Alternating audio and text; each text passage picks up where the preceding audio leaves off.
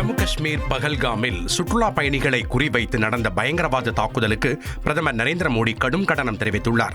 இது தொடர்பாக அவர் வெளியிட்டுள்ள எக்ஸ் தள பதிவில் பயங்கரவாத தாக்குதலால் உயிரிழந்தவர்களின் குடும்பத்திற்கு ஆழ்ந்த இரங்கல்களை தெரிவிப்பதாக குறிப்பிட்டுள்ளார். மேலும் பயங்கரவாதிகளின் தீய திட்டம் ஒருபோதும் வெற்றி பெறாது என குறிப்பிட்ட அவர் தாக்குதலால் பாதிக்கப்பட்டவர்களுக்கு தேவையான உதவி வழங்க நடவடிக்கை எடுக்கப்பட்டுள்ளதாக தெரிவித்துள்ளார். பயங்கரவாதத்தை ஒழிக்க இந்த அரசு உறுதி பூண்டுள்ளதாகவும் பிரதமர் மோடி கூறியுள்ளார்.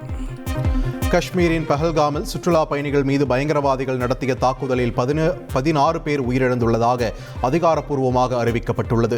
ஜம்மு காஷ்மீரின் அனந்த்நாக் மாவட்டத்தில் உள்ள பஹல்காமின் பைசாராம் பகுதியில் ராணுவ சீருடையில் வந்த பயங்கரவாதிகள் சுற்றுலா பயணிகள் மீது திடீரென துப்பாக்கிச்சூடு நடத்தினர். இந்த தாக்குதலை 2 பேர் நடத்தியதாக சம்பவத்தை நேரில் பார்த்தவர்கள் தெரிவித்துள்ளனர். இந்த தாக்குதலில் 16 பேர் உயிரிழந்துள்ளதாக அதிகாரப்பூர்வமாக அறிவிக்கப்பட்டுள்ளது. தமிழ்நாட்டைச் சேர்ந்த 3 பேர் உட்பட 10 பேர் காயமடைந்துள்ளனர். செய்திகளை உடனுக்குடன் தெரிந்து கொள்ள உடனே சப்ஸ்கிரைப் பண்ணுங்க.